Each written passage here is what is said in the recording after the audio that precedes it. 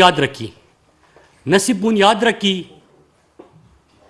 بلکہ کم عرصے میں اس کو خیبر پختونخوا کی سب سے مضبوط طلبہ قوت بنا کے ثابت کیا۔ اور اسی دوران چاہے قبائلی اضلاع میں دہشت گردی کی جنگ کے دوران اپنے لوگوں کی مدد کرنا ہو،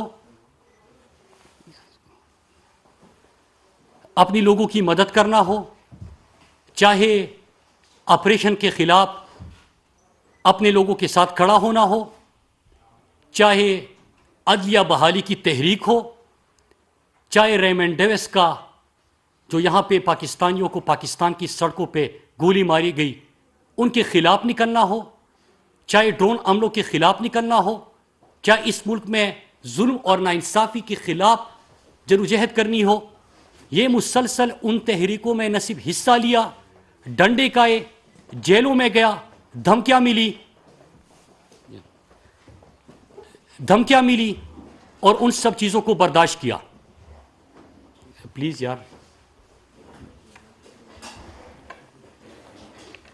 جب آئی ایس ایف کو پورے پاکستان میں منظم کیا اور آج آپ کے سامنے قیادت ہے آئی ایس ایف کی، میرے بعد بھی آئی ایس ایف میں آپ دیکھ رہے ہیں کہ پارلیمان مختلف ہمارے نوجوان پہنچ رہے ہیں، پھر یوتھ ونگ پورے پاکستان میں پاکستان تحریک انصاف کی یوتھ ونگ کو منظم کیا اور ہر یونین کونسل تک اس کو لے کے گیا۔ اور 2013 کی انتخابات میں جب پارٹی نے میرے اوپر اعتماد کیا تو میں خیبر پختونخوا کی سب سے بڑی لیڈ کے ساتھ پارلیمنٹ پہنچا۔ لیکن میں ایک چیز بتاتا چلوں، میں پارلیمنٹ میں ان کی جی حضوری کرنے نہیں آیا تھا،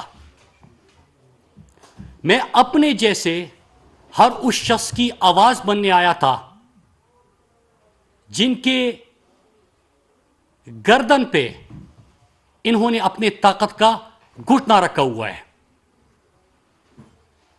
جو یہ سمجھتے ہیں کہ یہ پارلیمنٹ صرف ہماری جاگیر ہے، یہ سیاست صرف ہمارا کاروبار ہے اور یہ ہمیں ورثے میں ملی ہے۔ پھر اس کے بعد آپ نے دیکھا میں پارلیمنٹ پہنچا، سب سے پہلے میری ڈگری کا ایشو بنا، کسی نے سوال نہیں کیا کہ میں کورٹ گیا، 3 سال کیس لڑا، جیتا۔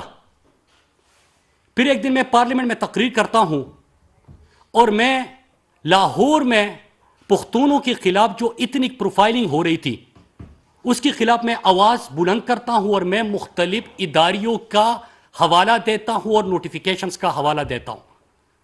مجھے دلیل سے جواب نہیں دیا جاتا، جواب دیا جاتا ہے ایک جاوید لطیف نامی شخص کو اٹھا کے میرے گھر کی خواتین، میرے بہنوں کے اوپر غلیظ قسم کی گفتگو کی جاتی ہے۔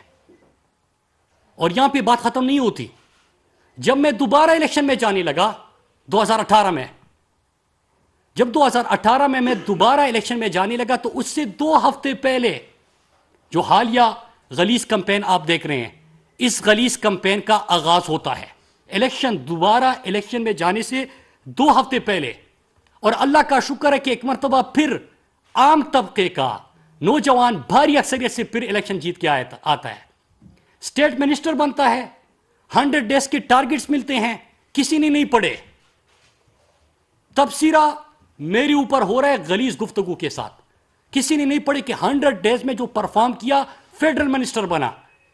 پھر جب فیڈرل منسٹر بنا تو اس دوران جب میں پارلیمنٹ میں گفتگو کرتا ہوں، ذرا سنیے گا، جب میں پارلیمنٹ میں گفتگو کرتا ہوں تو میری گفتگو کے جواب میں کہ جب میں ملک کے ظلم کے خلاف، ملک میں ہونے والی ظلم، ناانصافی، ملک میں ہونے والی لوٹ مار اور ان کے حوالے دیتا ہوں اور دلائل سے بات کرتا ہوں تو کبھی قادر پٹیل، آج میں نام لوں گا، کبھی آغا رفیع اللہ، کبھی حمد اللہ، کبھی رانا ثناء اللہ، ان کو اٹھا کے میرے بارے میں غلیظ قسم کی گفتگو کی جاتی ہے۔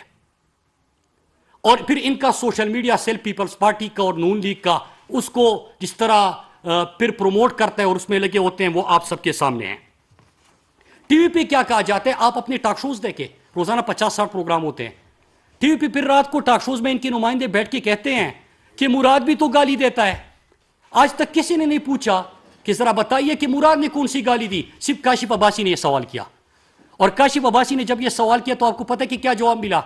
کہ مراد کہتا ہے کہ فرزند زرداری. صرف یہ ایک چیز، ایک جواب ملا میرے پچھلے 8 سالہ پارلیمنٹ کی تقریروں میں. لیکن اب سوال یہ ہوگا کہ آج میں کیوں بول رہا ہوں؟ آج میں کیوں بول رہا ہوں؟ میں اس کے اوپر پہلے کیوں نہیں بولا؟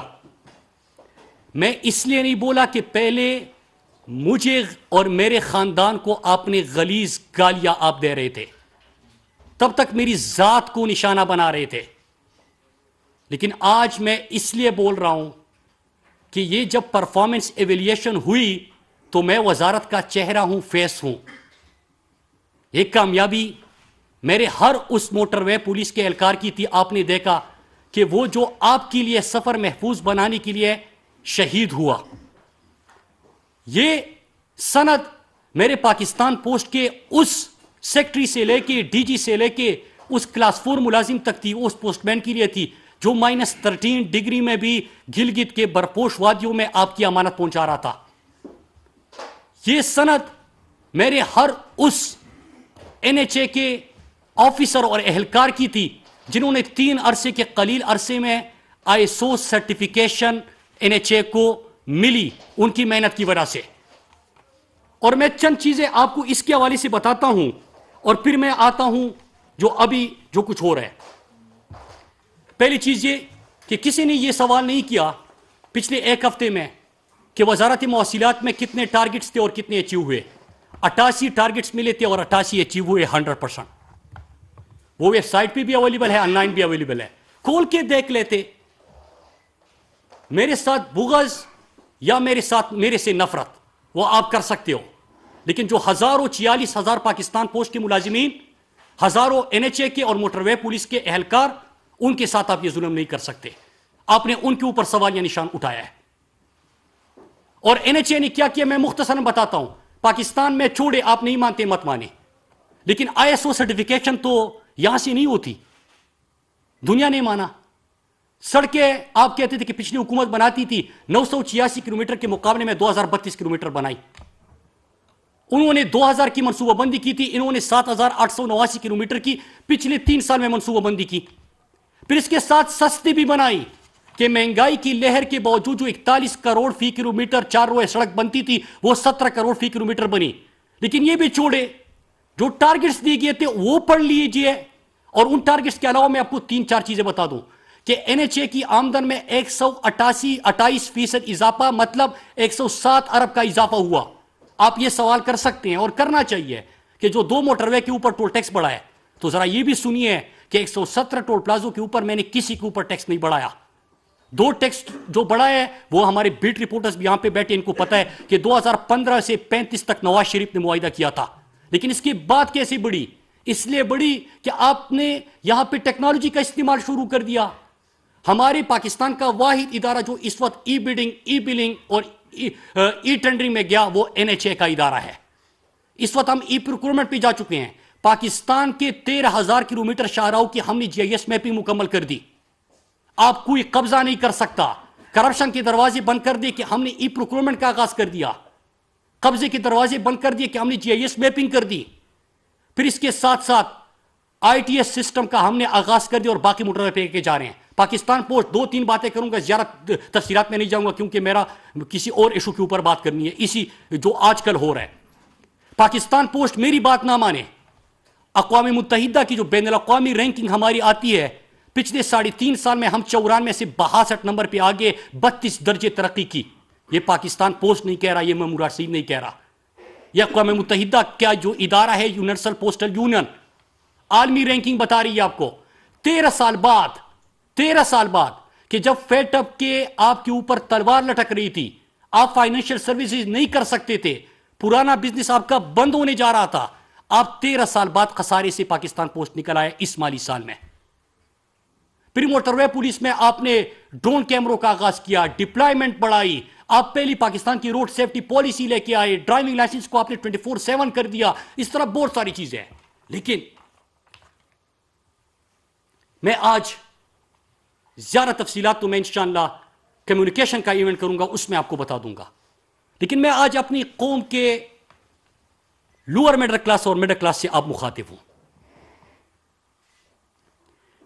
कि जो बातें मैंने की और जो गलीज कैंपेन ये चला रहे हैं, ये है आपकी औकात इन सियासतदानों की नजरों में।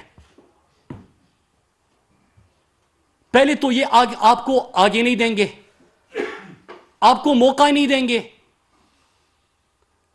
मेरी मिसाल लीजिए, जो मेरे साथ बाकी पॉलिटिकल पार्टीज के तलबा तंजीमों के रहनुमा थे, वो आज भी हॉस्टल में पड़े हैं, पहले इनके लिए और आज इनकी औलादों के लिए जिंदाबाद मुर्दाबाद के नारे लगा रहे हैं, लेकिन उनको ये एतमाद और मौका ये नहीं देंगे। इनकी नजर में ये पार्लिमान और ये सियासत, ये इनकी जागीर है। यहां पे वडेरे आ सकते हैं, यहां पे जागीरदार आ सकते हैं, या इनकी औलादें आ सकती है। आप जैसा मेरे जैसा नौजवान ये बर्दाश्त नहीं कर सकते। लेकिन अगर आप यहां तक पहुंच जाते हैं, और अगर आप यहां तक पहुंच भी जाए, तो यकीनन इनकी नजर में किसी गैर अखलाकी ताल्लुक की बुनियाद पे आप यहां पे पहुंचे हैं। फिर आपकी किस्म के ऊपर हर किस्म की गलीज मुहिम का आगाज होगा। और मेरी तरह अगर आप इनके सामने डटे रहे, आपने हौसला नहीं आ रहा, आपने पार्लियामेंट में अपने पिसे हुए आम तबके की आवाज आप बने, अगर आपने इनकी करप्शन को और इनके नाअहलियों को बेनकाब करना शुरू कर दिया, तो फिर आपके किस्म ऊपर इसी किस्म के गलीज इल्जामात और बोहतान लगाए जाएंगे।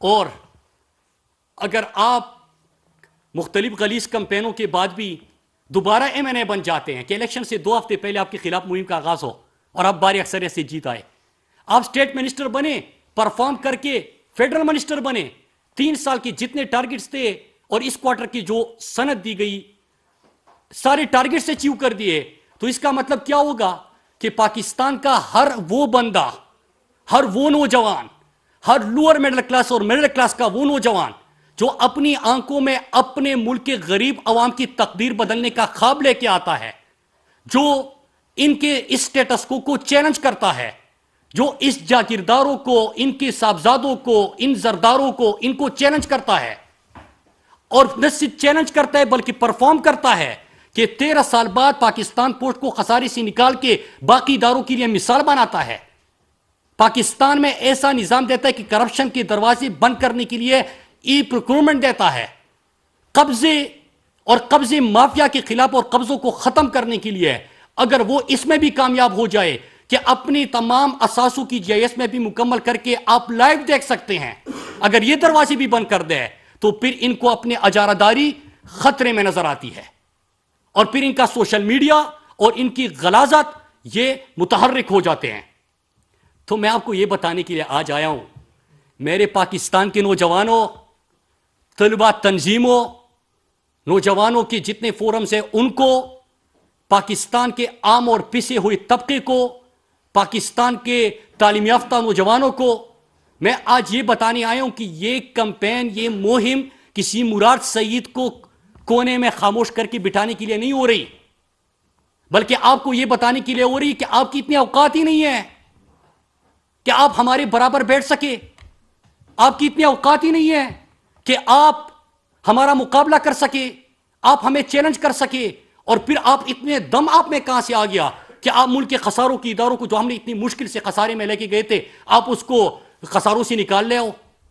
जिन सड़कों से हम कमीशन और करप्शन और कारोबार बनाया हुआ था, वो किस तरह आप यहां पे एक ट्रांसपेरेंट निजाम से महंगाई के बावजूद सस्ती बनाने में कामयाब हो गए। आप तो इनके कारोबार के दरवाजे बंद करने आए हो, ये कहां से आ गए हैं? ये सर्कस सारा इसके लिए हो रहा है। और आखिर में पाकिस्तानियों, ये आपके लिए वार्निंग है, हर नौजवान के लिए वार्निंग है कि हमारी अजारादारी को चैलेंज करने की जुर्रत मत करना। मैं तो इनके सामने खड़ा हूं, इनके मुहिमों के बावजूद मैंने डिलीवर किया, और इंशाअल्लाह आप देखेंगे कि अब एक नए अंदाज से इंशाअल्लाह पार्लियामेंट में, जलसों में, آپ نے آزاد کشمیر میں دیکھا کہ ان کی قیادت پوری، آپ نے گلگت بلتستان میں دیکھا، آپ نے سندھ میں دیکھا، آپ نے ضم شدہ اضلاع میں دیکھا، اور آپ نے بار بار دیکھا. تو انشاءاللہ میں تو ایک نئے عزم کے ساتھ ان کا مقابلے کرنے آیا ہوں. لیکن میرے نوجوانوں، آج میں آپ کے لیے اور اپنی وزارت کے جو محکمے ہیں ان کے لیے آیا تھا. یہ آپ کو وارننگ دے رہے ہیں، یہ سارا سرکس آپ کو وارننگ دینے کے لیے ہے کہ ہماری اجارہ داری کو اور ہمارے کاروبار کو اور جو ہم نے اپنے بچوں کو اور اولادوں کو تیار کیا ہوا ہے ان کو چیلنج کرنے کی جرت مت کرنا. آپ سب کا بہت شکریہ. آپ کو ایوارڈ ملا نمبر 1، ہم اس کے لیے آپ کو مبارکباد پیش کرتے ہیں، اور جو مہم آپ کے خلاف چلائی جا رہی ہے ہم اس کو بھی کنڈیم کرتے ہیں. بالکل ایسا نہیں ہونا چاہیے. لیکن جن محترمہ کی کتاب کا حوالہ دیا گیا، کیا آپ ان کے خلاف کورٹ میں گئے؟ دوسرا، جب محترمہ بیگم کلثوم نواز مرحومہ جب بستر مرگ پہ تھی، ان کے خلاف بڑی کمپین چلائی گئی. بلاول بھٹو کے خلاف بھی کافی کمپین اس قسم کی چلائی جاتی ہے. میڈیا کے اوپر بھی آپ کے کچھ منسٹرز بھی بیان دیتے ہیں. مریم نواز کے خلاف بھی اس قسم کے بیانات آتے ہیں. تو کیا آپ سب کو کنڈیم کرتے ہیں کہ اکراس دا بورڈ جو ہے یہ چیز ختم ہونی چاہیے؟ دیکھیے، دو چیزیں. پہلی چیز یہ کہ جو آپ نے بات کہی میں نے اپنے حوالے سے آج گفتگو کی، اور آپ کو 8 سال کی تقریر تمام اٹھا لیجئے، آپ کو کوئی بھی چیز ایسی نظر نہیں آئے گی. اور جب ایک ہی اینکر نے سوال کیا تو جواب کہا گیا کہ انہوں نے کہا ہے کہ فرزند زرتاری، اس کے علاوہ آپ کو کوئی چیز نہیں ملے گی. نمبر 1. نمبر 2، آپ جن لوگوں کا حوالہ دے رہے ہیں وہ میرے لیے میٹر نہیں کرتے. میرے لیے میرا کاز میٹر کرتا ہے. میں نئے پاکستان کا خواب لے کے آیا تھا. کسی کے لیے نیا پاکستان، دو نہیں ایک پاکستان، یہ نعرہ ہوگا، کسی کے لیے دعویٰ ہوگا. میرے لیے ایمان کی حد تک میں اس کے اوپر یقین رکھتا ہوں اور میں اسی کے لیے کام کروں گا. اچھا، یہ بتائیے گا عمران صاحب کہ 2 دن سے فیڈرل کیپٹل میں ایک تماشا لگا ہوا ہے. تماشا اس طرح لگا ہوا ہے کہ کوئی جرنلسٹ ہے یا نہیں یہ الگ سے بحث ہے، لیکن جرنلسٹ تنظیمیں بھی باہر نکلی ہوئی ہیں اور بہت کچھ آپ بتائیں بھی میڈیا میں آ رہا ہے. اس بارے سے آپ اپنی ایف آئی میں جو آپ کی درخواست ہے اس کی پہ تھوڑی سی روشنی ڈالیں گے؟ دیکھیے، ایک چیز ہے سمپل، ہر پاکستانی کو آئینی پاکستان یہ ضمانت دیتا ہے. کل میں یہ بھی ساری چیزیں دیکھ رہا تھا. آپ میری حد تک اس کو ایک نظر سے دیکھیں کہ ایک ہوتا ہے قانونی راستہ، ایک ہوتا ہے غیر قانونی راستہ. تو آپ اس تمام چیزوں کے باوجود، اور میں نے آپ کو وجہ بھی بتائی کہ اس دفعہ میں کیوں گیا. اس دفعہ اس لیے گیا کہ پہلی تو میری ذات تھی، تو میں اپنی ذات کا دفاع کرنے تو اسمبلی نہیں آیا. میں اپنے لوگوں کے لیے کچھ کرنے کے لیے آیا ہوں. آپ نے اگر مجھ سے سوال کرنا ہے تو یہ کرے کہ آپ کے حلقے میں دوسرے حلقوں سے زیادہ کام نہیں ہوا، آپ نے ڈیلیور نہیں کیا. آپ مجھے یہ بتائیں کہ آپ نے پارلیمنٹ میں لیجسلیشن میں اور ایوان کی کاروائی میں حصہ نہیں ڈالا، یہ میری غلطی ہوگی، وہ بھی آپ نہیں کہتے. آپ یہ کہہ دیں کہ میرے نیچے جتنے ڈپارٹمنٹس آتے ہیں اس میں باقی پچھلے 5 سال دیکھ لیجئے اور یہ 3 سال دیکھ لیجئے، اعداد و شمار میں اگر آپ کو واضح برتری نظر نہ آئی تو پھر مجھ سے سوال کیجئے. لیکن اس میں تو میں صرف فیس تھا منسٹری کا، میرے اس پوسٹ مین کا کیا قصور ہے؟ میرے اس پولیس سرکار، میرے 2 پولیس موٹر وے پولیس کے جوان اس سال شہید ہوئے، آپ کو پتا ہوگا. کس لیے؟ کہ وہ آپ کے لیے قانون کے تحفظ کو موٹر وے کے اوپر یقینی سفر کو محفوظ بنانے کے لیے کام کر رہے تھے. ان کا کیا قصور تھا؟ تو میں کیا کر سکتا تھا؟ آئین پاکستان جس طرح ہر شہری کو اجازت دیتا ہے، اس میں یہ نہیں دیکھا جاتا کہ آپ وفاقی وزیر ہو، آپ سٹیٹ منسٹر ہو، آپ ایم پی اے ہو، آپ جرنلسٹ ہو، آپ کوئی اور کاروبار کرتے ہو یا عام شہری ہو، مزدور ہو. آپ کو اختیار دیتا ہے کہ آپ کی قانون کے مطابق کاروائی کر سکتے ہو. میں نے وہی کیا. جی سلام اللہ صاحب ڈان سے میں آپ کی بات بالکل میں بھی اگری کرتا ہوں کہ پاکستان کی سیاست میں لوور مڈل اور مڈل کلاس کو آنے کی کوئی بھی اجازت نہیں دیتا. اور آپ کی پارٹی میں بھی کئی ایسے لوگ ہیں اور آپ بھی بتائیں گے، اس پہ روشنی ڈالیں گے. آپ کی پرفارمنس پہ وزراء بات بھی کرتے ہیں اور گروپ بھی بنے ہوئے ہیں، آپ کو بھی پتہ ہے. تو آپ کی پارٹی میں بھی یہ ٹرینڈ ہے کہ سرمایہ دار، انڈسٹریلسٹ اور پیسے والے لوگوں کو مخصوص نشستیں بھی دی گئی ہیں، ٹکٹ بھی دی گئی. اس سے اگری کرتے ہیں کہ دونوں طرف یہ چیزیں ہیں؟ دیکھیے، ایک چیز ہے، میں جس تحریک سے وابستہ ہوں اس کے طلبہ تنظیم کا تو میں نے آغاز کیا تھا، میں بانی پریزیڈنٹ تھا. اور آج میں اس تحریک کو جانتا ہوں کہ جس میں میرے جیسے نوجوان آگے آئے. پھر میرے بعد آپ دیکھتے ہیں کہ اسی پارلیمنٹ میں شاہد خٹک کرک سے ایک نوجوان ہے، عام طبقے کا ہے، وہ بھی آیا. فروخ حبیب بھی آیا. ہمارا کول شوزب یہاں اسلام آباد سے جو ہماری آئی ایس ایف کی تھی وہ آ گئی. پھر اس کے بعد علمگیر مسعود. تو یہ سلسلہ شروع ہو گیا ہے. تو اس کا تو میں کچھ نہیں کہہ سکتا، لیکن یہ کیا ایک تحریک اور جدوجہد نے کیا تحریک انصاف میں موقع دیا؟ ہاں دیا. جی اجاز صاحب جی ایل سے 1 منٹ آپ مجھے 2 چیزیں پوچھنی ہیں مراد صاحب. سر ایک تو خیر یہ طلبہ تنظیموں سے قومی سیاست میں آنے والوں کے نام بھرے ہوئے ہیں، پارلیمنٹ میں بھی ہیں اور پارلیمنٹ سے باہر بھی ہیں، لیکن جس بات کا کریڈٹ آپ لے رہے ہیں آئی ایس ایف بنانے کا، یہ واقعی آپ کا کریڈٹ ہے، اس میں کوئی شک نہیں، لیکن آپ کی جماعت کو 4 سال ہو گئے ہیں طلبہ تنظیموں پر پابندی ہے. ایک بات تو یہ ہے. دوسرا جو آپ کی پرسنل درخواست ہے جو آپ نے کہا کہ قانونی راستہ اپنایا، تو وہ ایسی کیا جلدی تھی کہ جو کل عدالت کو یہ لکھنا پڑا کہ جی اتنے بجے مقدمہ ہوتا ہے اور اتنے بجے کارروائی ہوتی ہے، اتنی جلدی کا مظاہرہ کیوں کیے گئے؟ بالکل میں یہ کل سے دیکھ رہا ہوں، درخواست جو ہے آپ نے لاہور میں اسلام آباد میں کیوں نہیں دی؟ میں کل سے یہ چیز دیکھ رہا ہوں. دیکھیں کیا مجھے اپنا قانونی حق استعمال کرنا چاہیے تھا یا نہیں. میں بحیثیت پاکستانی اور آئین پاکستان اور پاکستان کے قانون کے اوپر اعتماد اور یقین رکھتے ہوئے میں نے اپنے قانونی جو طریقہ کار تھا میں نے وہ کیا. اس کے بعد کون سا طریقہ کار ہونا چاہیے تھا، ادارے کو کس انداز سے کرنا چاہیے تھا، یہ ادارے کا اپنا مینڈیٹ ہے. میرے خیال سے اس کا سوال تو مجھ سے نہیں بنتا. آپ وفاقی وزیر ہونے کے ناطے جس انداز میں آپ کی درخواست کے اوپر کارروائی کی گئی ہے ادارے کی جانب سے، آپ اس پہ کوئی انکوائری اور کوئی نوٹس لے رہے ہیں کہ ایک تو اس پہ کارروائی ہو، دوسرا عدالت میں بارہا آپ کی مخالف پارٹی کی طرف سے آ رہا ہے کہ جو بات ٹی وی چینل پہ بیٹھ کے کی گئی تھی اس کے بجائے جو آپ کی درخواست ہے وہ اٹ سیلف آپ کے زیادہ خلاف جا رہی ہے کہ اس میں بالکل ایگزیکٹلی چیزوں کو مینشن کر دیا گیا درخواست میں. تو اس کے اوپر بھی پلیز تھوڑا سا بتا دیں. اور ایک اور امپورٹنٹ چیز آپ نے کارکردگی کی بات کی. ہم جہاں بیٹھے ہیں یہاں سے قریب 3 ٹول پلازے ہیں، مری، سنگجانی، پشاور کی طرف اور مندرہ. تینوں ٹول پلازوں کی اگر ہم بات کریں تو نیشنل ہائی وے پہ تینوں ٹول پلازوں سے 4-4 5-5 کلومیٹر دونوں سائڈ پہ روڈ بری طرح متاثر ہوا ہے. تو پھر سر کارکردگی عام شہری کس طرح سے دیکھے کہ جب ایک طرف پوسٹ آفس کے ملازمین احتجاج کر رہے ہوں نجکاری کے خوف سے بھی اور اپنی تنخواہوں کے بڑھنے اور اس طرح کی چیزوں پہ، دوسری جانب سڑکیں جگہ جگہ اس قدر ٹوٹی ہوئی ہوں کہ ہم اپنی گاڑیاں لے کے جاتے ہوئے ڈرتے ہیں. آپ حتیٰ کہ موٹر وے پہ بھی بالکل ٹھیک. دیکھیے میں آپ کا شکریہ ادا کرتا ہوں، میں آپ کا شکریہ ادا کرتا ہوں اور اس انداز سے شکریہ ادا کرتا ہوں کہ یہی تو میں چاہتا ہوں کہ بحث ان چیزوں کے اوپر ہو. اور پاکستان میں پرانی سڑکیں تھی 13,000 کلومیٹر، جو کہ آپ کو پتہ ہے کہ جی ٹی روڈ آپ کی ساؤتھ پنجاب، بلوچستان، کراچی سے چمن کوئٹہ جو آپ حوالے دے رہے ہیں، میں اس طرح اور حوالے دے سکتا ہوں، یہ خستہ حالی اور بری طرح تباہ تھی. تو اس میں ہم نے کیا کیا کہ آپ کے میاوالی، مظفر گڑھ، بلکسر یہ سڑک ہم نے اٹھا لی اور اس کے اوپر آج جب میں آپ سے بات کر رہا ہوں کام کا آغاز ہو گیا. ٹھیک، جو آپ کے پاس بجٹ جتنا ہوتا ہے اور آپ کے پاس ریونیو کتنی ہوتی ہے اتنی آپ نے سڑک بنانی ہے. نمبر 2، کراچی سے چمن کوئٹہ سڑک کو خونی سڑک کہتے ہیں. اس کے 2 سیکشن کی پروکیورمنٹ ہو گئی، بیڈز آگے دیے گئے ٹھیکے اور اسی مہینے پرائم منسٹر اس کا افتتاح کرنے جا رہے ہیں. تو یہ سڑک بھی آپ کی ہو گئی. پھر تیسری جی ٹی روڈ، تیسری ٹھیکہ دیا گیا ہے 2 سیکشن کا. تیسرا اور پرائم منسٹر کی افتتاح کا انتظار ہے، بلوچستان حکومت سے بات ہو گئی ہے. تیسرا کراچی، چمن، کوئٹہ، خوزدار کے 2 سیکشن کا بیڈز ہو چکے، ٹھیکہ دیا گیا اور اس مہینے اس کا کام کے اوپر آغاز ہے. پی ایم سے ٹائم دیا گیا ہے.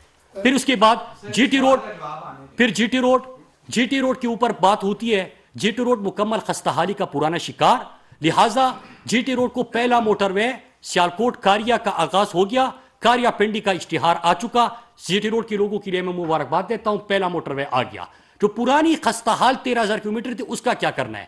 جب ہماری آمدن میں اضافہ ہوا تو ہم نے اس پہلے فیز میں 4,000 کلومیٹر کی سڑکیں اٹھائی ہے اپنی آمدن کو دیکھتے ہوئے، جس کی ہم مرمت کریں گے. رہی بات یہ کہ جو طریقہ کار اختیار کیا گیا، جس انداز سے کیا گیا، میں خود اپنا جواب دے سکتا ہوں. میں پھر ریپیٹ کر دوں کہ میں یہاں سے نہیں، یہاں سے آپ کو کہہ رہا ہوں، میرے لیے 2 نہیں، ایک پاکستان، ایک قانون، ایک نظام، یہ میرا ایمان ہے. میں نے اپنا قانونی طریقہ کار اختیار کیا. طریقہ کار کیا ہونا چاہیے تھا اس کے آگے وہ ادارہ بہتر سمجھتا ہے، ان کا مینڈیٹ ہے کہ وہ اس کس انداز سے کرے.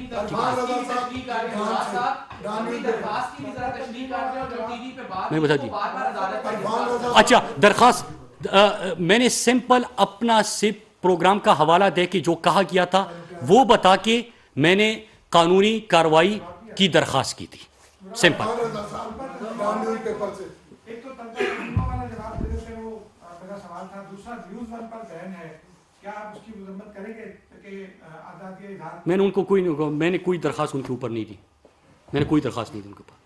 آپ سے سوال کیا گیا کتاب کے بارے میں, آپ نے کہا کہ میں اس بارے میں نہیں کروں. میں نے بات کر لی. جی آپ نے کہا, لیکن یہ سلسلہ تو دیکھیں ابھی ہوا, کل کو کوئی اور کا ریفرنس سے آ جائے گا, کوئی اور جگہ, تو آپ اس پر کو بند کیوں نہیں کریں؟ میں یہ کہہ رہا ہوں کہ جو قانونی کارروائی کا اس دفعہ فیصلہ کیا وہ آپ کو بتایا, اور میں قانونی ٹیم اور میری مشاورت ان کے ساتھ ہو رہی ہے. میں نے اس کی وضاحت کر دی. ایک چیز سکر حیدرآباد سر حیدرآباد 3 سال کیوں ڈیلے کیا گیا؟ اس پہ میں تو کینسل کیا آپ نے, 3 سال ہونے. اس پہ نہیں, اس پہ بھی ٹھیک ہے. اوکے جی.